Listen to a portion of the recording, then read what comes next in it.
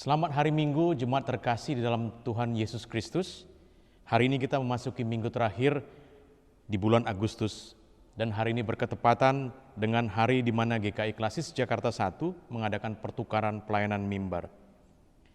Bapak, Ibu, dan Saudara sekalian, marilah kita bangkit berdiri. Kita menghadap kehadirat Allah dengan ungkapan syukur. Karena kasih Allah bagi kita sungguh luar biasa. Mari kita bernyanyi dari PKJ 242 ayat 1 dan 2, Seindah Siang Disinari Terang.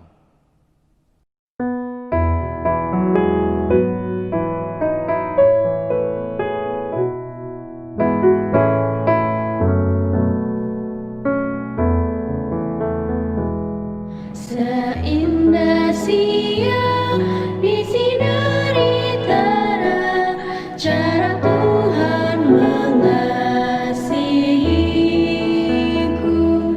Seindah petang dengan angin sejuk, cara Tuhan mengasihiku. Tuhanku lembut dan penyayang, dan aku mengasihi Dia. Kasih-Nya besar, agung dan mulia, cara Tuhan mengasihiku.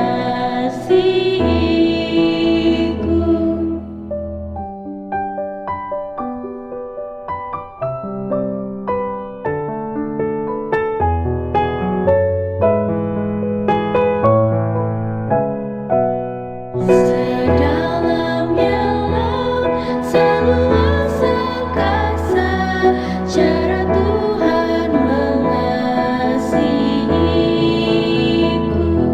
Seharum kembang yang tetap semerbak, cara Tuhan mengasihiku. Damai-Nya tetap besertaku, dan surga lapang harapanku. Hidupku tenteram, ku nikmati penuh, cara Tuhan mengasihiku.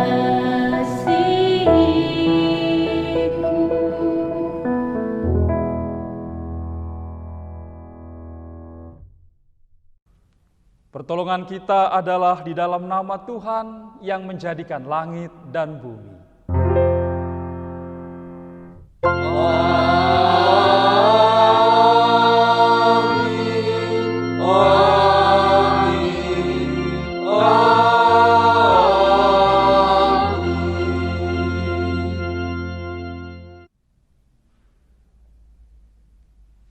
Kasih karunia dan damai sejahtera dari Allah Bapa kita dan Tuhan kita Yesus Kristus menyertai saudara sekalian.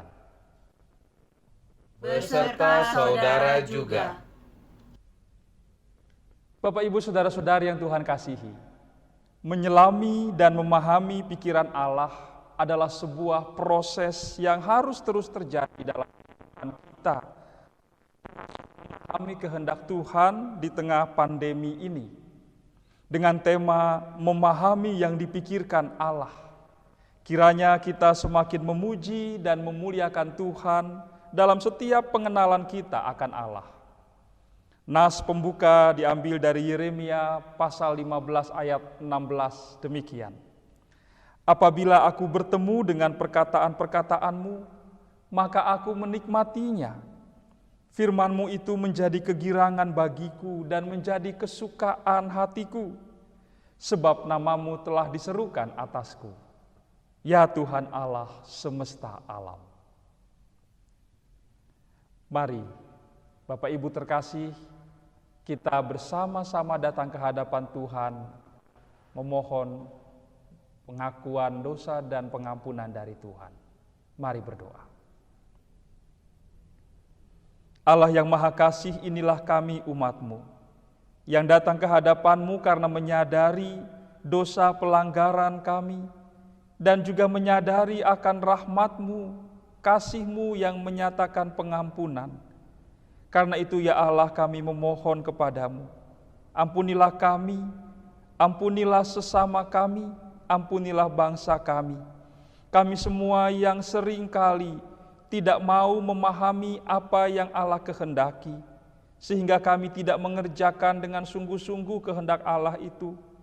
Kami yang berulang kali gagal untuk memahami apa yang Allah pikirkan, sebab kami lebih suka memikirkan kepentingan diri kami sendiri. Ya Allah, kasihanilah kami. Kami memohon kepadamu, dalam nama Tuhan Yesus Kristus, penebus dan penyelamat dunia. Amin. Umat yang Tuhan kasihi, kepada kita yang mengaku dosa, merendahkan diri di hadapan Tuhan dan berharap pada rahmat Tuhan, maka mari mana dituliskan dalam Roma pasal 5 ayat 17 demikian. Sebab jika oleh dosa satu orang, maut telah berkuasa oleh satu orang itu, maka lebih benar lagi mereka yang telah menerima kelimpahan kasih karunia dan anugerah kebenaran akan hidup dan berkuasa oleh karena satu orang, Yesus Kristus. Demikianlah berita anugerah dari Tuhan. Syukur kepada Allah.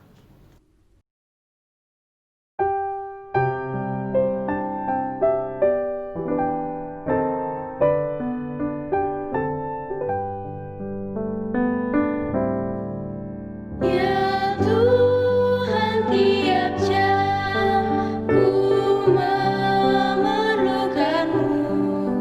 Engkaulah yang memberi sejahtera penuh.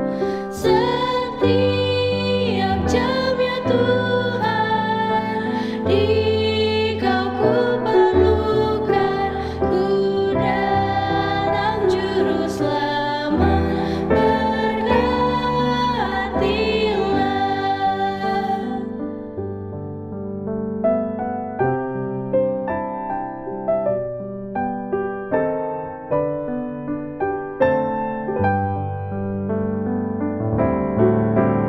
Ya Tuhan, tiap jam ajarkan maksud-Mu, beri janji-Mu genap di dalam hidupku.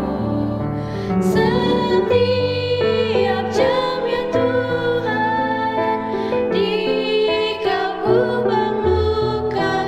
Ku datang juru selamat, berkatilah.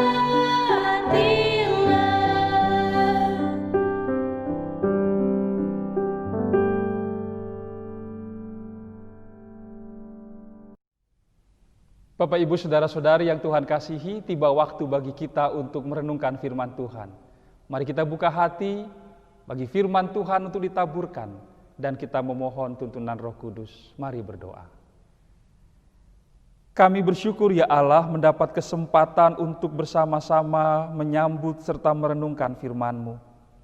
Kami membuka hati kami dan percaya Roh Kudus menuntun kami untuk masuk ke dalam firman Allah, menghayatinya, dan Roh Kudus menguatkan kami untuk melakukan kehendak Allah. Karena itu kami berserah diri di dalam tuntunan kasih-Mu ya Roh Kudus. Dalam nama Tuhan Yesus Kristus kami berdoa. Amin. Jemaat yang Tuhan kasihi, mari kita membuka Alkitab kita dan bersama-sama kita akan membaca dari Injil Tuhan Yesus Kristus menurut Matius pasal yang ke-16 ayat 21 sampai ayat 28. Injil Tuhan Yesus Kristus menurut Matius pasal 16 ayat 21 sampai 28. Demikian. Sejak waktu itu Yesus mulai menyatakan kepada murid-muridnya bahwa ia harus pergi ke Yerusalem dan menanggung banyak penderitaan dari pihak tua-tua, imam-imam kepala, dan ahli-ahli Taurat, lalu dibunuh dan dibangkitkan pada hari ketiga. Tetapi Petrus menarik Yesus ke samping dan menegur dia, katanya, "Tuhan, kiranya Allah menjauhkan hal itu. hal itu sekali-kali takkan menimpa engkau." Maka Yesus berpaling dan berkata kepada Petrus, "Enyahlah iblis, engkau suatu batu sandungan bagiku, sebab engkau bukan memikirkan apa yang dipikirkan Allah, melainkan apa yang dipikirkan manusia." Lalu Yesus berkata kepada murid-muridnya, "Setiap orang yang mau mengikut aku, ia harus menyangkal dirinya, memikul salibnya, dan mengikut aku. Karena barang siapa mau menyelamatkan nyawanya, ia akan kehilangan nyawanya. Tetapi barang siapa kehilangan nyawanya karena aku, ia akan memperolehnya. Apa gunanya seorang memperoleh seluruh dunia, tetapi kehilangan nyawanya? Dan apakah yang dapat diberikannya sebagai ganti nyawanya? Sebab Anak Manusia akan datang dalam kemuliaan Bapanya diiringi malaikat-malaikatnya. Pada waktu itu ia akan membalas setiap orang menurut perbuatannya. Aku berkata kepadamu, sesungguhnya di antara orang yang hadir di sini ada yang tidak akan mati sebelum mereka melihat Anak Manusia datang sebagai Raja dalam kerajaannya." Demikianlah Injil Tuhan Yesus Kristus. Berbahagia setiap orang yang mendengar firman Allah serta memeliharanya. Haleluya.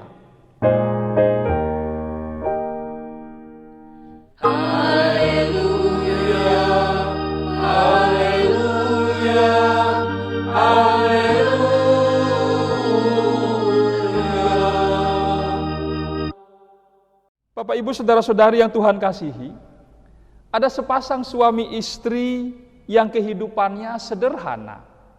Suaminya seorang pegawai negeri sipil dengan penghasilan pas-pasan untuk hidup 1 bulan. Mereka dikaruniai Tuhan dengan 4 orang anak. Dan karena itu penghasilan yang pas-pasan itu harus diatur begitu rupa.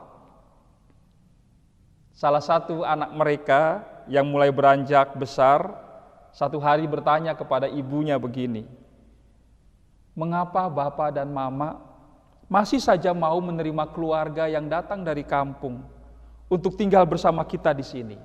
Padahal rumah kita kecil, karena uang Bapak dan Mama sedikit." Lalu ibu itu menjawab anaknya, "Nak, karena itulah yang harus dilakukan sebagai keluarga, apalagi keluarga Kristen. Membantu orang lain bukan dari kelebihan tapi dari kekurangan.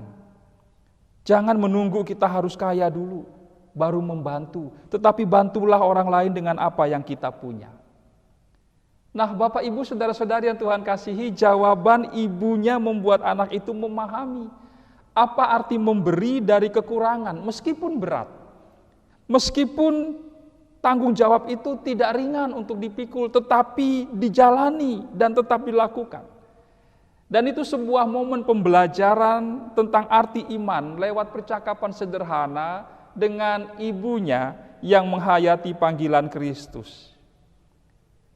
Bapak, Ibu, saudara-saudari yang Tuhan kasihi, apa yang dipikirkan anak itu dan diungkapkan kepada ibunya dengan jujur terus terang, itu adalah bentuk egosentrisme diri memang.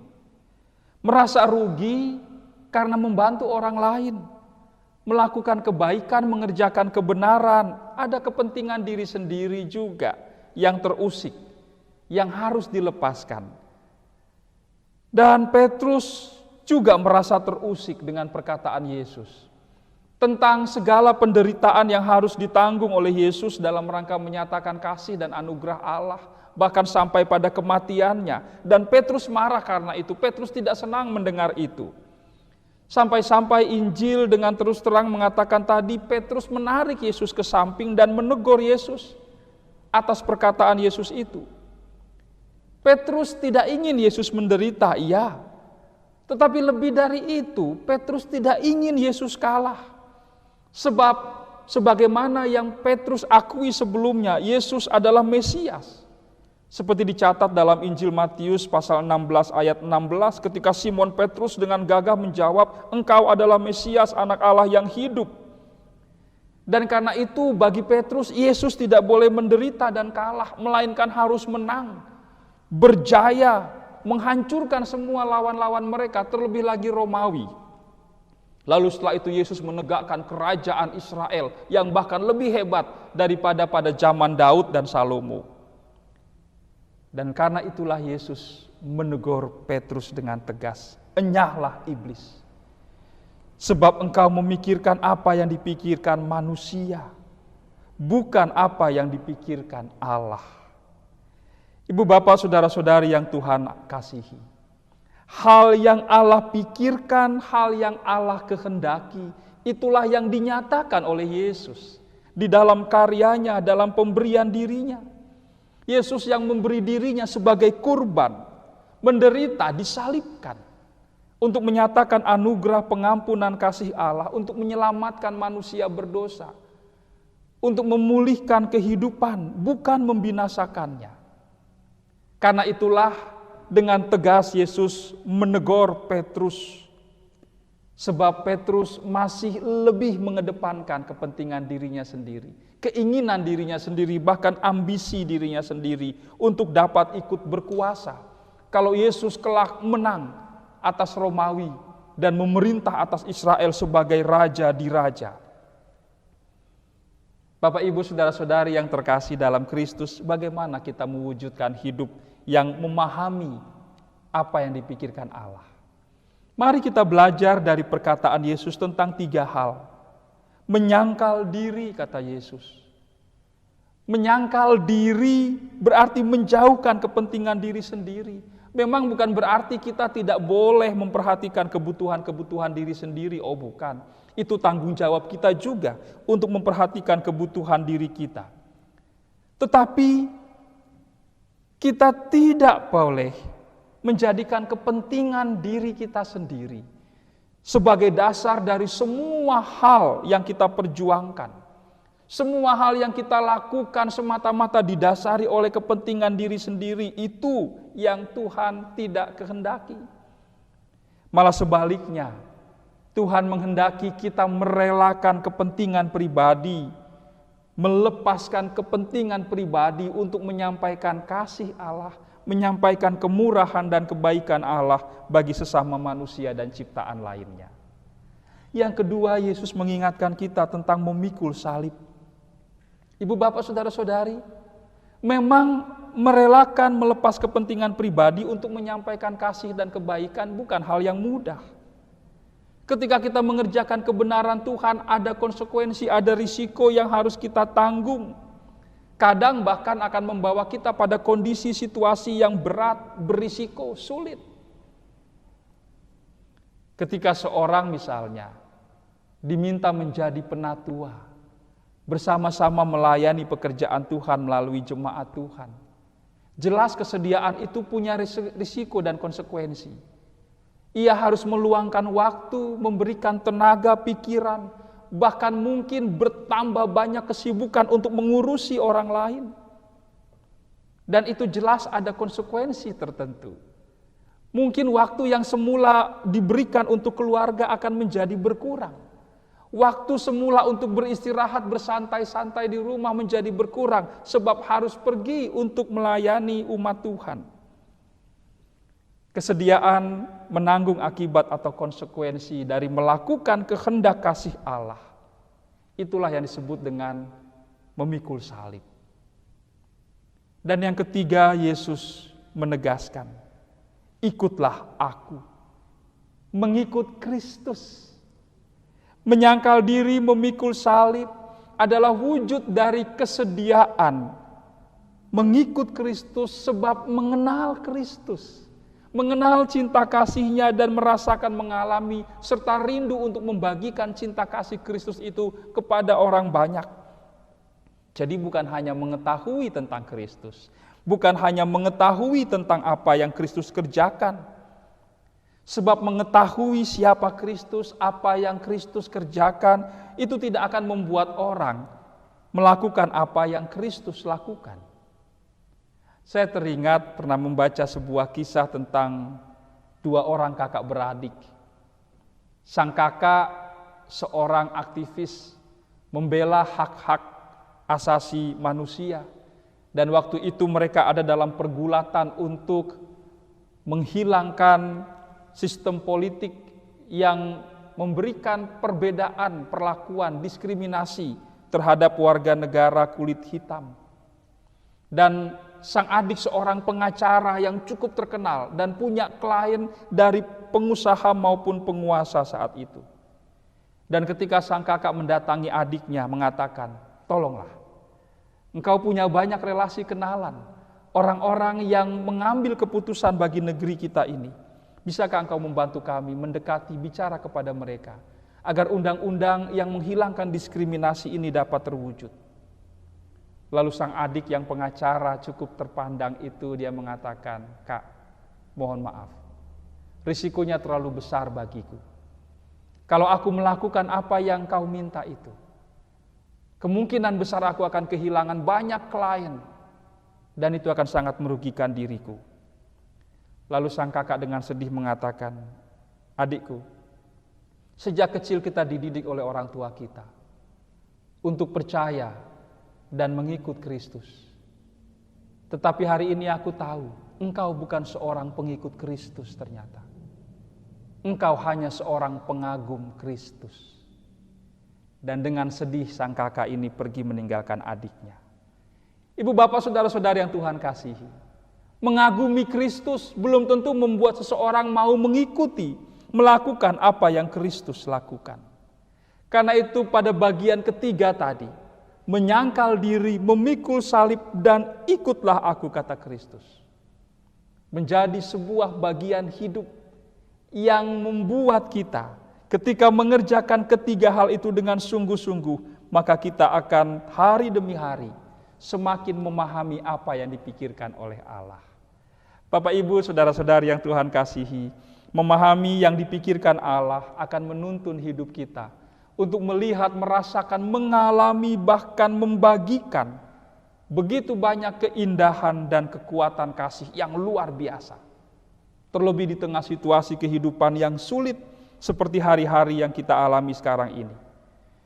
Dan hal itu terjadi terus-menerus dalam hidup kita selama kita ada di dunia ini, untuk terus memahami yang dipikirkan Allah. Ketika kita mau menyangkal diri, memikul salib dan mengikut Kristus, maka setiap hari tentu kita akan belajar memahami apa yang dipikirkan Allah. Setiap hari kita perlu bertanya, Tuhan, apa yang Kau kehendaki untuk aku lakukan hari ini? Dalam situasi kondisi kehidupanku, dalam situasi kondisi kehidupan kami. Maka Tuhan tentu akan menuntun kita untuk mengerti yang dipikirkan Allah dan mengerjakannya. Dan dengan begitu hidup kita menjadi pembawa damai sejahtera bagi orang-orang di sekitar kita. Damai sejahteralah hidup kita semua, saudara-saudari, Bapak Ibu sekalian bersama dengan keluarga. Sebab Allah terus berkenan menuntun, dan Ia rindu kita membuka diri kita untuk semakin memahami kehendak kasih-Nya. Amin.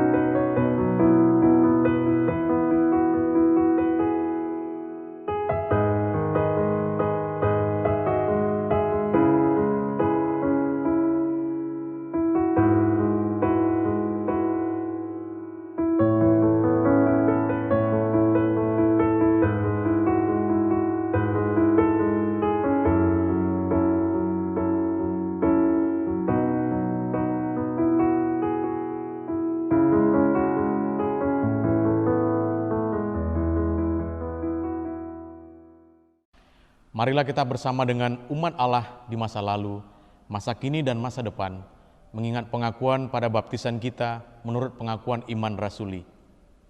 Aku percaya kepada Allah, Bapa yang Maha Kuasa, Khalik langit dan bumi, dan kepada Yesus Kristus, anaknya yang tunggal, Tuhan kita, yang dikandung dari Roh Kudus, lahir dari anak darah Maria, yang menderita sengsara di bawah pemerintahan Pontius Pilatus, disalibkan, mati dan dikuburkan, turun ke dalam kerajaan maut.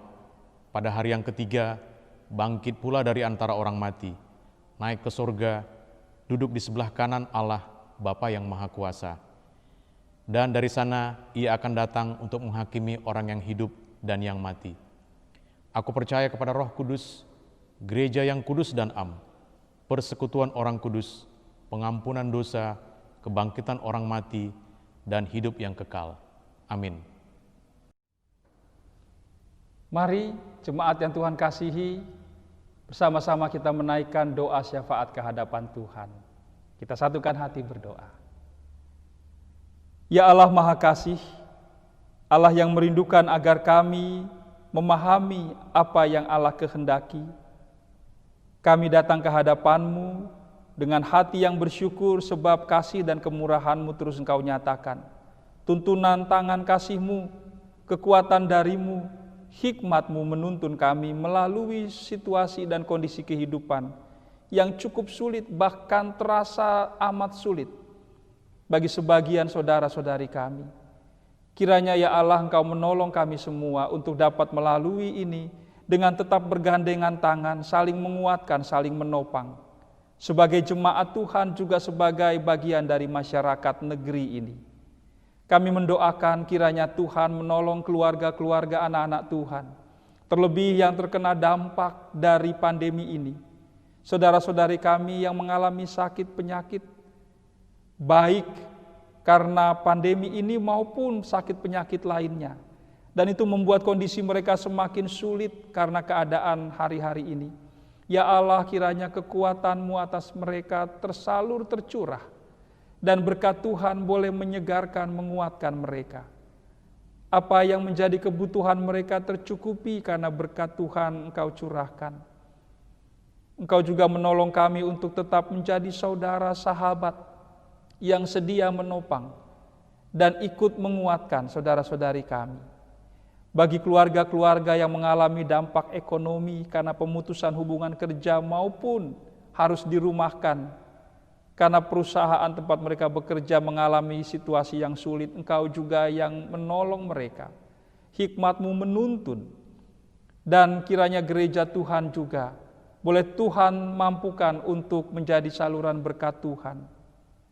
Kami mendoakan juga para lanjut usia, semua orang tua kami, di dalam masa pandemi ini, ruang gerak mereka menjadi semakin terbatas. Ya Allah, kiranya Engkau yang terus menghibur dan menghangatkan hati pikiran mereka dengan damai sejahtera-Mu.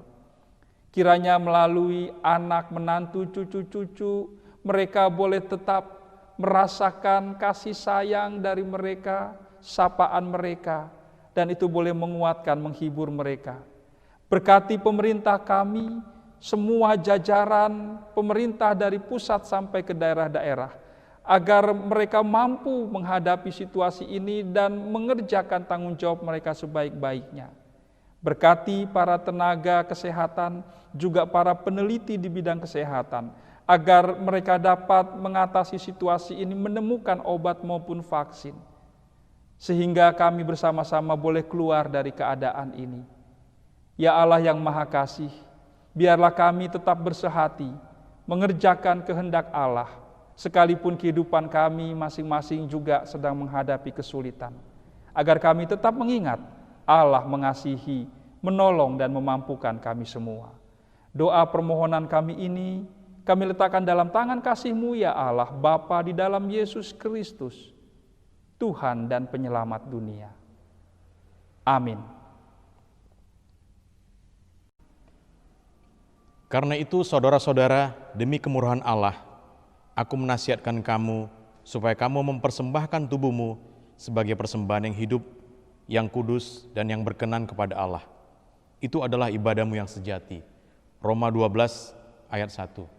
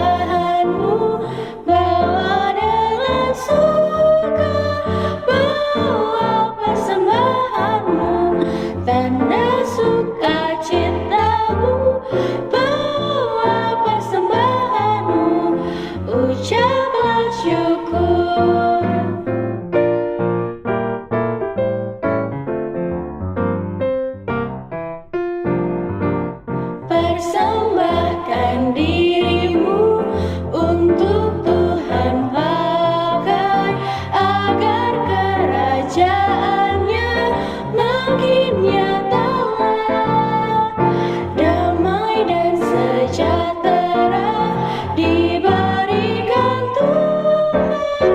Bawa persembahanmu, tanda sukacitamu. Bawa persembahanmu, ucaplah syukur.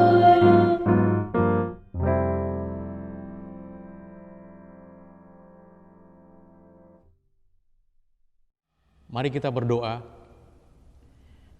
Kembali kami bersyukur dan berterima kasih kepadamu ya Allah Bapa, atas berkat dan karunia yang boleh kami terima dan nikmati hingga saat ini.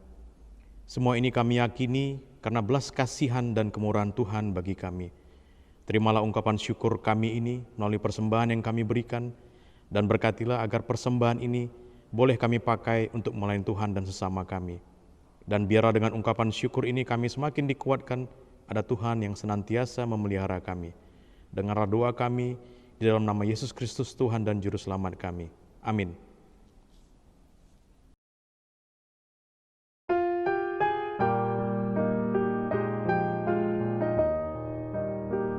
Kuutus Kau mengabdi tanpa pamrih, berkarya terus dengan hati teguh, meski dihina dan menanggung duka. Kuutus Kau mengabdi bagiku. Kuutus Kau mencari sesamamu yang hatinya tegar terbelenggu, untuk menyelami karya di Kalvari. Kuutus Kau mengiring langkahku, karena Bapa mengutusku. Kuutus Kau.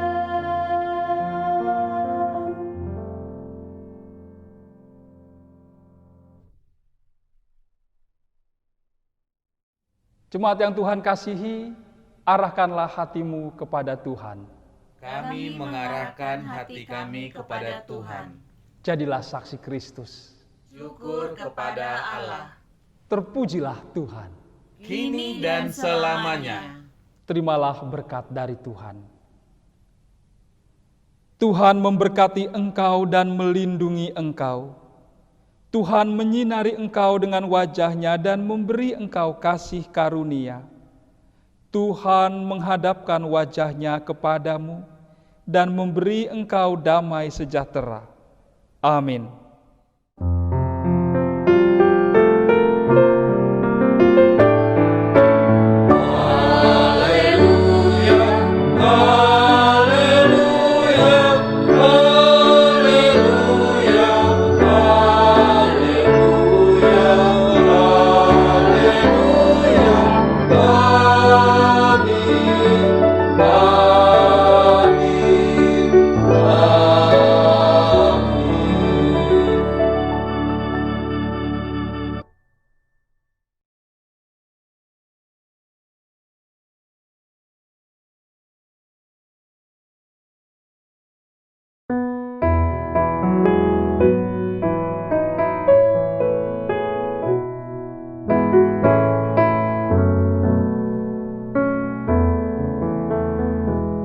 Seindah siang disinari terang, cara Tuhan mengasihiku. Seindah petang dengan angin sejuk, cara Tuhan mengasihiku. Tuhan